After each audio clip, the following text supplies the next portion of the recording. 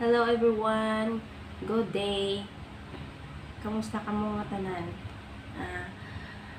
Ari naman ang inyong Koreanang Hilaw PH sa inyong atubangan.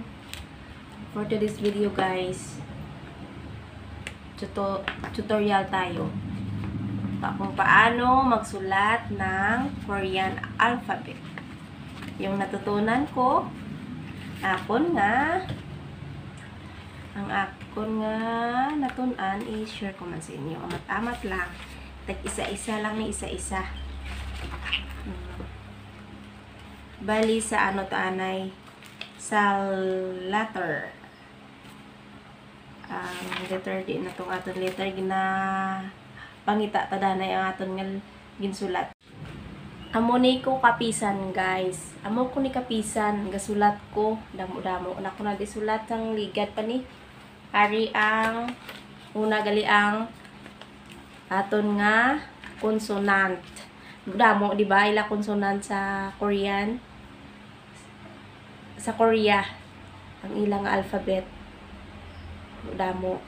Then ang ilang vowel ara. Diba pisan-pisan sa akong magsulat? Kaya nga, sa self-study ko siya, self-study ko, watch ko sa YouTube. Na ang Korean patterns, ginsulat ko man. Pero, initagid ma-memorize. Siyempre, perti ka damo-damo bala.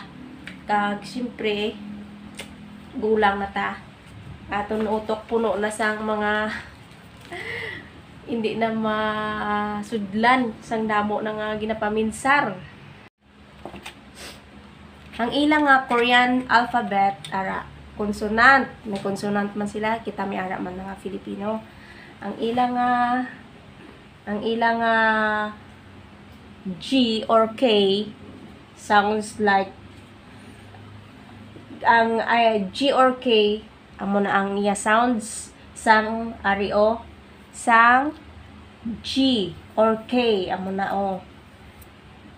isulata ari sa likod isulata bakit anon wala ta ano mo sulata wala ta videographer guys kay kapigado sa aton amo ni siya ang dyan 1 2 amo ni ang sound sini is sounds G or K. Kuha. Gets lang akong sulat. Ara gisulatan ko na guys Korean alphabet. Muna siya ang G or K ang sounds sini. Next. Ang aton nga next is letter N. Ang letter N nila baliktad lang sa letter K or G. Bali, paamo na siya Una dayon daga letter L siya guys. Or ga letter L. Ang sound sini sounds like N. Muna siyang letter letter N. Sulat na natin ang letter G or K. Muna sa baliktad lang sila.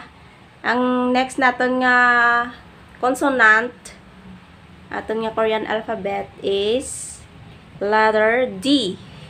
Yung among letter D naton amo lang na siya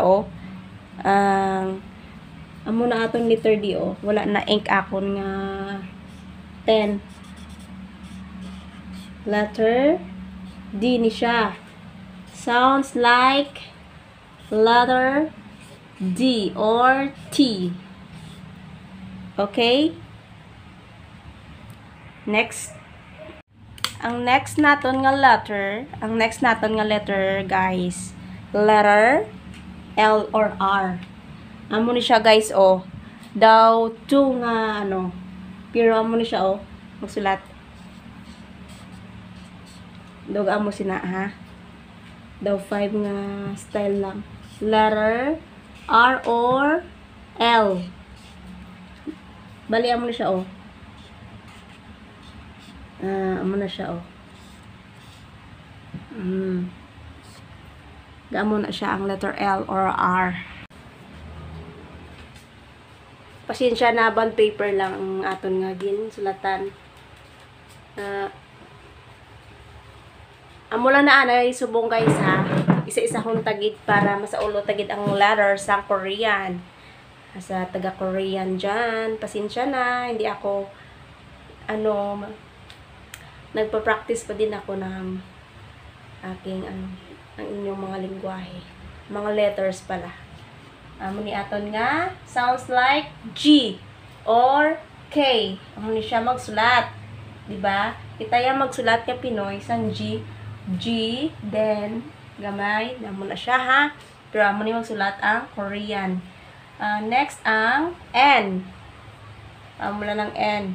Then D. Hindi nila daw C na sa. Pero amo na siya oh, guys. The square nga wala natapos. Next, ang L or R. Amo ni siya oh. Daw 2 nga style lang balaw. Pero paamo na siya guys. So, doga square. Amo na siya. Sounds like LR. Ni ko lang ni ang wala ko nang gisulat kay ang akon nga ink pigado na gid. Hindi na magdukot mayo. So, ang next naton nga isulat nga consonants, ang Hangul, ang isulat natin nga Hangul is letter M. Ang letter M sa Korean is, amon na siya guys, oh, kapos-sapos. Square lang siya. Amon lang na siya, oh. Square. Muna sa ang sound. Wala na ink guys, pasensya git. Like M. Kita sounds like M. Ano siya? 1, 2, 3, 4. Muna sa ang letter M. Next na letter sa consonant naton is ang letter B or P magbasa. Amo na siya oh. Gets lang guys. Pasmado. Amo na siya oh. 1, 2, 3. Amo na siya ang B. Sounds like B or P. Then, ang letter S naman nila is ang Hangul. Korean na nila, ang Korean alphabet. Gamo lang na sa O. Hindi ta sanay mag-ano guys. Amo na siya. Ang letter S. Okay, gets lang. Gets lang. Pasensya na. Next. Ang next naman nga letter is letter J. Gamo lang na siya guys, oh. J. Letter J. Next ang CH or Ch. Ang sounds. Amo na siya guys, oh.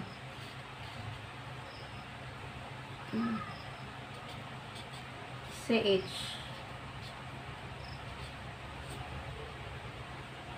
Next is K. K. Amo na siya gali guys ang K di oh. May K man dire pero depende na sa ano.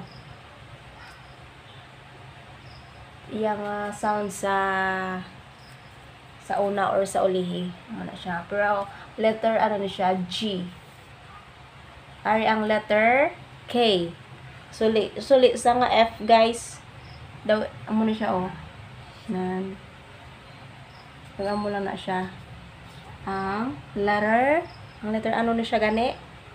Letter K. Hindi nakaigo ang ato ng sulat. Ngayon, one paper. amo lang na subong akon nga tudlo sa inyo kay naubusan na kita ink, gabisyo na ang aton ink. Amo ni sa ang letter G. Baliktad nga amo na ho. Amo na siya, mag-updanay sila kinahanglan hindi kita ma-confuse. Ma-confuse kita magbaliktaranay sila. Sala na to sa aton nga pagsulat. Amo na siya ang letter G or K. Ang L sounds like N, amo na siya. Daw L. Sorry. Ang daw L, amo na siya ang N. Then, ang daw C, ang L, amo na siya ang N.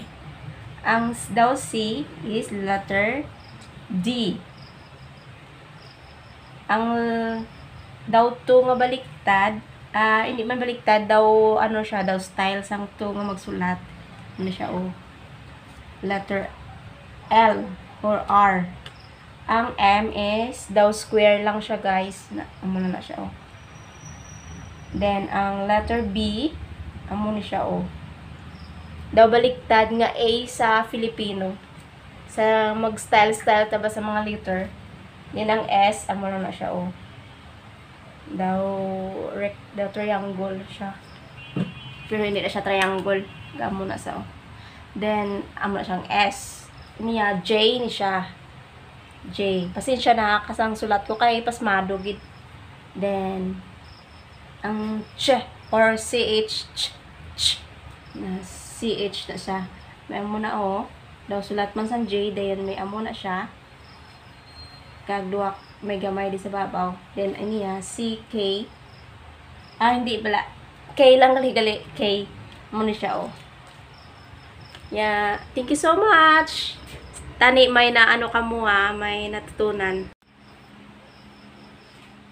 Pasensya na din sa aking mga sulat kasi ayun pen paper lang wala pa tayong whiteboard yung whiteboard na malaki ganitong malaki na at may eraser. So, pasensya na. At klaro lang man kay mabasahan lang man biskan gakurog ang kamot, no? Amo ni siya ang aton nga subong tutorial, no? Diba? Ang agi ko daw okay lang man, no? Nami lang ang akon nga agi pasensya na, hindi ba ko teacher, hindi ba ko basta kay learner lang ko. Damo gid nga salamat sa inyo nga pagtutok sa akon nga video. Thank you so much for watching. God bless everyone. Bye-bye for now.